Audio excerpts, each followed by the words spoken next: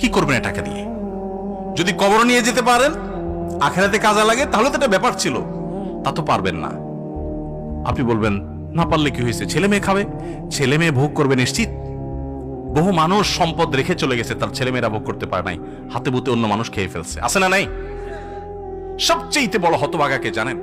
আল্লাহর জমিনে সবচেয়ে বড় দুর্ভাগা, সবচেয়ে বড় বেয়াকুব এবং নির্বোধ মানুষ হলো সে, যে যাদের জন্য চুরি করবে তারাও সে দায় নিবে না। কিয়ামতের দিন ছেলে আয়সা বলবে না, আব্বা চুরিদারি ডাকাতি 2 নম্বরই যা করছেন, ঘুষ সুদ যা খাইছেন, আমাদের জন্যই তো খাইছেন, আল্লাহ আমার আব্বারা জাহান্নামে দিয়ে না, আমাদের নিয়ে যান।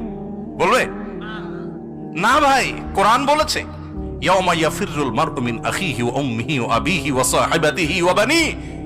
সন্তান বাপকে দেখে মাকে দেখে পালাবে, যে না জানি আজকে কোনো কিছুর জন্য ধরে। সবাই ইয়া নাফসি নাফসি করবে।